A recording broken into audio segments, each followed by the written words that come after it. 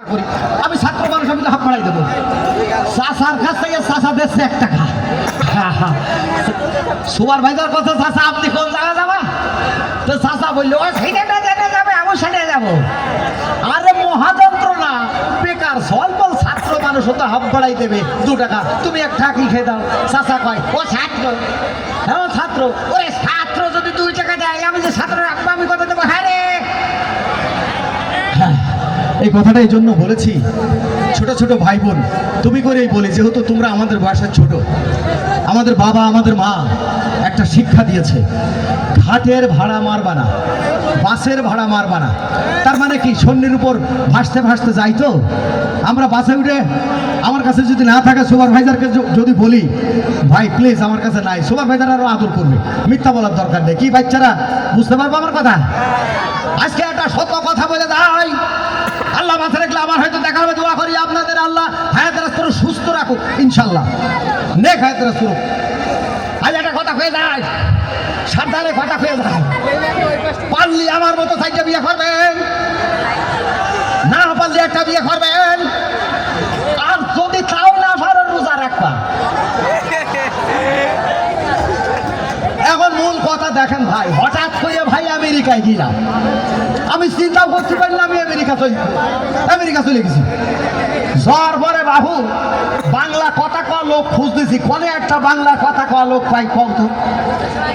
তাকিয়ে দেখি Michael Jackson চা খাচ্ছে, চার দোকানে। আরে দেখ ভালো হইলো, ও শিল্পী মানুষ, কথা কি মজা হবে। ও হো, মাইকেল জ্যাকসন না গো, ও তো মরে গিয়েছে।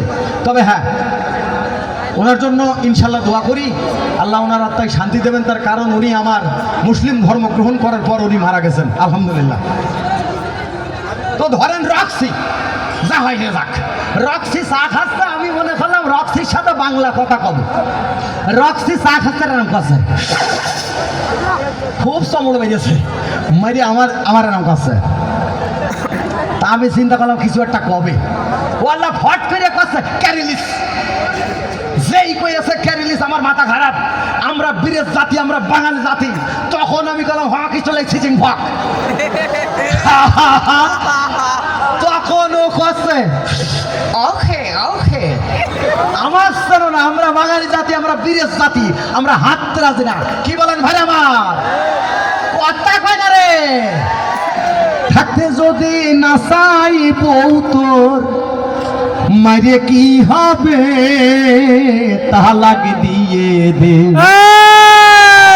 ভালোবাসবি যতই তারে, তোরে কাঁদাবে রে হায়দার, তোরে কাঁদাবে।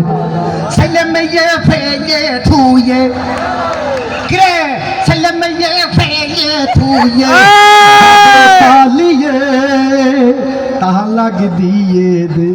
না, আমার সম্মানিত মা বোন এখন আমাকে বোকা কান্টা বলে গালি দিচ্ছে আপনাদের জন্য। জানেন আপনারা, ওই মায়ের পেট থেকে আপনি এসছি তো। এখন আমি কিন্তু আমার মা বোন আপনাদেরকে বলি নাই।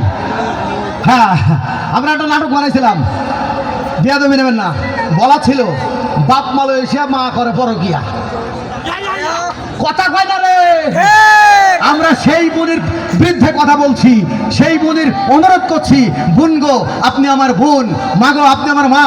যদি আমার কোনো বোন, যদি আমার কোনো মা এর পথভ্রষ্ট হয়ে যায়, তার ফিরিয়ে আনার দায়িত্ব আমার আপনার সকলে। কথা কয় না রে, লাইনে এসেছেন, আল্লাহ ভালো জানে। আচ্ছা, আর একটা কথা কই, হ্যাঁ, ধরুন আমাদের বাংলাদেশে একজন বিখ্যাত শিল্পীকে আমরা হারিয়ে ফেলেছি, এন্দ্র কিশোর। এখন এই এন্দ্র কিশোর সাহেব একটা গান গাইছিল, এমন গান, এই গান গাই নাই এমন কোনো শিল্পী নাই, সাথে সাথে আমাদের বড় ভাই ছোট ভাই সবাই গিয়েছে। কি গান বলেন তো?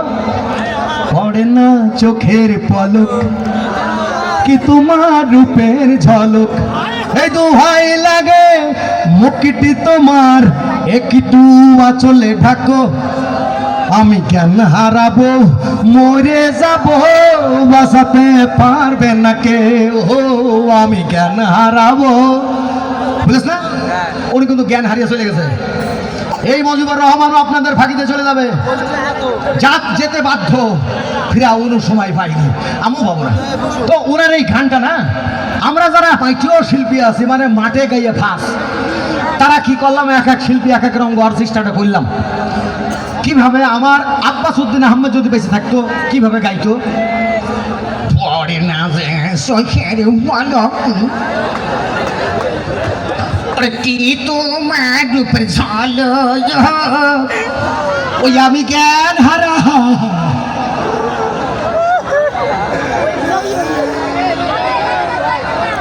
ওই আমি জ্ঞান হারাবো, মরে যাবো, বাঁচাতে পারবে না কেউ, পরে না যে চোখের পলক। দেখেন এমন একজন শিল্পীর গান গেয়েছে, এই শিল্পী বিখ্যাত শিল্পী